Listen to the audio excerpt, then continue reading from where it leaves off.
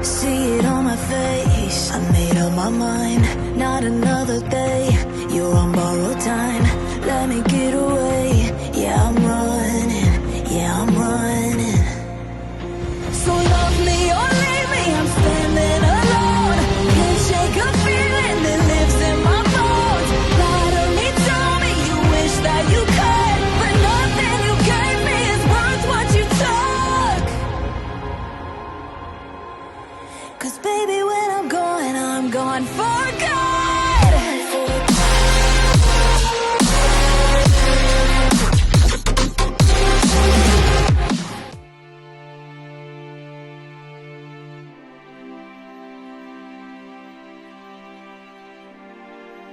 Melanjutkan dari kisah sebelumnya. Sebelumnya Xiaoyan akhirnya memanggil Yetian dan Yetian pun muncul bersama pasukan iblisnya. Kemudian avatar pemakan jiwa menyatu dengan tubuh Xiaoyan.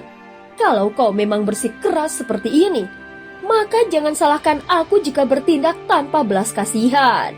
Suara penguasa ilusi mimpi terdengar dan kehampaan di sekitar Xiaoyan mulai berubah. Langit serta pasukan iblis dari dunia Sanhai langsung lenyap seketika. Mau memakai trik mimpi seperti ini lagi, tanpa ragu Xiaoyan langsung bertindak. Dia tidak tahu berapa lama kekuatan jiwanya mampu bertahan. Jadi semuanya harus dilakukan secepat mungkin. Mimpi di hadapannya bahkan belum sepenuhnya terbentuk ketika Xiaoyan telah mengerahkan kekuatan jiwa yang sangat kuat untuk memaksanya retak dan hancur. Namun setelah itu, lapisan demi lapisan mimpi kembali menyapu datang. Hesian Ren tiba-tiba muncul di hadapan Xiaoyan. Di depan matanya, tubuh Hesian Ren meledak. Daging dan darahnya terciprat hingga mengenai wajah Xiaoyan. Namun hati Xiaoyan sama sekali tidak terguncang karena kesadarannya sendiri tidak terjerumus ke dalam mimpi ini. Dia tahu dengan sangat jelas bahwa semua ini palsu dan semuanya hanyalah mimpi.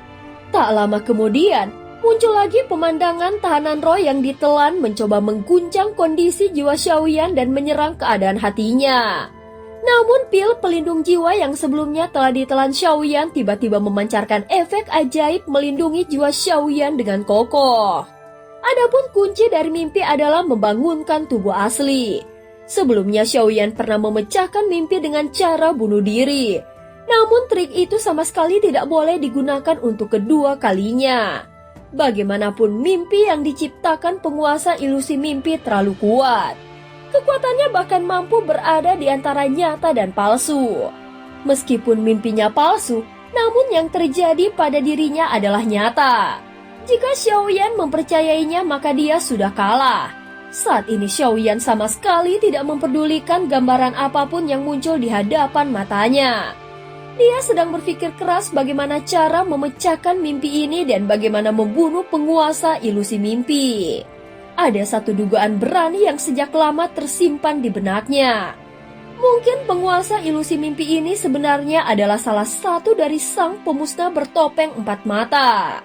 Dugaan ini bukannya tanpa dasar. Cara bertarungnya termaksud penggunaan mimpi hanyalah untuk mempermainkan musuh. Bahkan cara bicaranya hampir sama. Sejak awal, Xiaoyan sudah pernah memikirkan hal ini.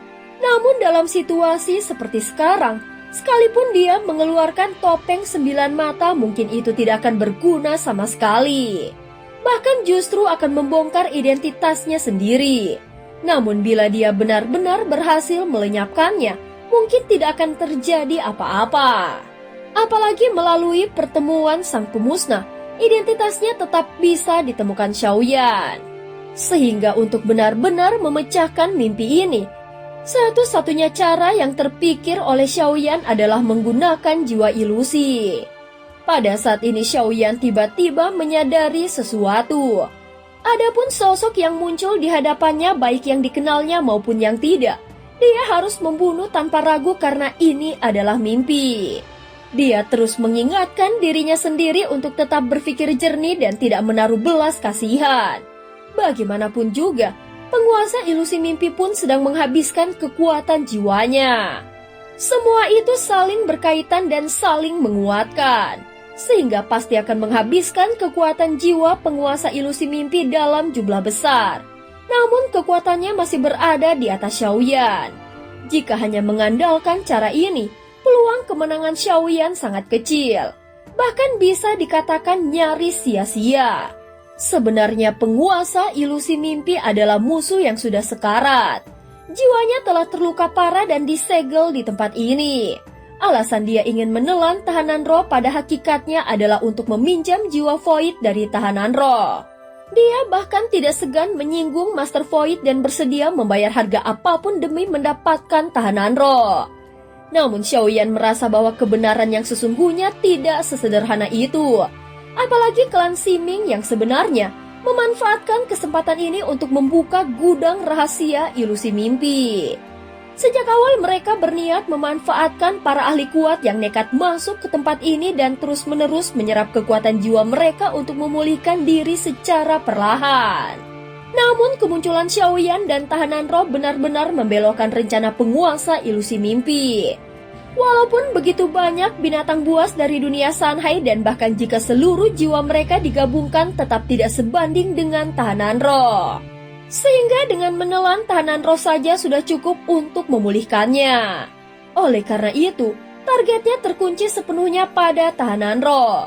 Dan sekarang yang ingin dia lakukan adalah menjebak Xiaoyan di dalam mimpi ini. Membuatnya tidak mampu melarikan diri hingga akhirnya tahanan roh benar-benar ditelan. Saat kekuatannya pulih sepenuhnya, Xiaoyan dan tahanan roh akan dibunuh secara bersamaan. Rasa bahaya yang luar biasa itu seluruhnya berasal dari penguasa ilusi mimpi. Sebelumnya dia bersembunyi terlalu dalam, hingga Xiaoyan baru benar-benar merasakannya dengan jelas. Jiwa ilusi, aktifkan. Saat ini Xiaoyan tidak berani lengah sedikit pun. Berapapun harga yang harus dibayar, mimpi ini harus dihancurkannya. Dalam sekejap jiwa ilusi terwujud membentuk sebuah lubang hitam di dalam mimpi. Xiaoyan segera menarik tubuhnya dan melompat masuk ke dalamnya. Pada saat yang sama tubuh aslinya segera terbangun dan dia langsung mengerahkan guntur ekstrim. Namun saat gerbang emas semakin mendekat sebelum dia sempat melihat dengan jelas keadaan di depannya, mimpi itu kembali menyerbu. Penguasa ilusi mimpi jelas tidak peduli harga apapun dan dia bersikeras ingin menjebak Xiaoyan. Mimpi kali ini terasa jauh lebih nyata. Dalam sekejap, bahkan Xiaoyan sempat terengah-engah. Pada saat yang sama tahanan roh berada di ambang hidup dan mati. Seketika petir menggema di dalam hati Xiaoyan dan kekuatan jiwanya pun meledak dengan liar. Sekali lagi dia mengerahkan jiwa ilusi, memaksa dirinya untuk memecahkan mimpi dan keluar darinya. Hancurkan gerbang emas ini untukku. Dalam sekejap ketika mimpi terpecahkan, Xiaoyan berteriak lantang. Saat ini semuanya menjadi jelas. Gerbang emas ini bukanlah segel larangan, melainkan harta penyelamat nyawa penguasa ilusi mimpi. Tanpa perlindungan gerbang emas terhadap jiwa, dia akan langsung hancur dan lenyap. Larangan-larangan yang tak terhitung jumlahnya bukan muncul secara alami, melainkan diciptakan untuk melindungi gerbang emas. Sehingga semua jiwa yang masuk ke tempat ini akan berada di bawah kendalinya. Xiaoyan akhirnya melihat kebenaran. Selama gerbang emas itu dihancurkan, maka dia pasti bisa membunuh penguasa ilusi mimpi. Namun setelah kalimat itu diucapkan, mimpi terus berlanjut dan Xiaoyan terus memecahkannya. Saat ini dia terperangkap dalam siklus kematian antara mimpi dan kenyataan. Bagi Xiaoyan, konsumsi seperti ini sungguh luar biasa. Tanpa suplai kekuatan jiwa dari avatar pemakan jiwa, dia sama sekali tidak mampu menopang satu demi satu penggunaan ilusi mimpi. Setiap kali mengerahkan jiwa ilusi, bebannya setara dengan menembus batas jarak ekstrim ruang angkasa. Meski terus berpindah, jaraknya sudah dekat dengan gerbang emas. Namun bahkan jika dia langsung mengaktifkan guntur ekstrim, dia akan segera diputus oleh mimpi yang kembali menyapu. Bisa dianggap ini adalah jalan buntu. Namun Xiaoyan sengaja menempuh sejauh ini. Pada satu momen ketika mimpi kembali terpecahkan, tanda bintang putih di dahinya perlahan memudar. Sebagai gantinya muncul bintang bersudut 4 berwarna ungu dan bahkan tumbuh 2 tanduk kecil di atasnya. Meski begitu, bentuk tubuhnya tidak berubah dan tetap mempertahankan wujud asli Xiaoyan. Itu merupakan segel Dewa Void yang berasal dari tubuh avatarnya. Segera Xiaoyan mengangkat tangannya dengan keras. Seketika kekuatan tak kasat mata meledak di kehampaan ini. Separuh kehampaan langsung terkoyak oleh satu ayunan tangannya. Kemudian segel kehampaan perlahan terbuka dan retakan itu melebar ke kedua sisi. Sebuah mata raksasa berwarna ungu perlahan terbuka, mengawasi segala sesuatu yang terjadi di dunia ini. Xiaoyan langsung mengeluarkan satu teriakan dingin.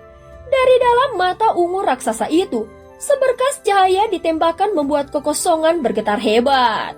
Seberkas cahaya itu langsung menghantam gerbang emas. Kali ini Xiaoyan tidak kembali terjatuh ke dalam mimpi. Dia melihat di kampan dan tiba-tiba larangan yang tak terhitung jumlahnya menyala memancarkan kekuatan dahsyat.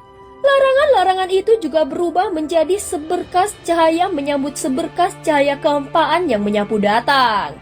Benturan dahsyat langsung menyebar ke seluruh kehampaan. Dalam sekejap larangan demi larangan runtuh tanpa henti. Seperti yang telah diduga Xiaoyan, semua larangan di sini berada di bawah kendali penguasa ilusi mimpi. Kali ini dia mengerahkan kekuatan larangan-larangan itu untuk menahan kekuatan kehampaan yang dipanggil oleh Xiaoyan. Dan cerita pun berakhir. Terima kasih udah dengerin Nihu dari awal sampai akhir ya. Sampai jumpa.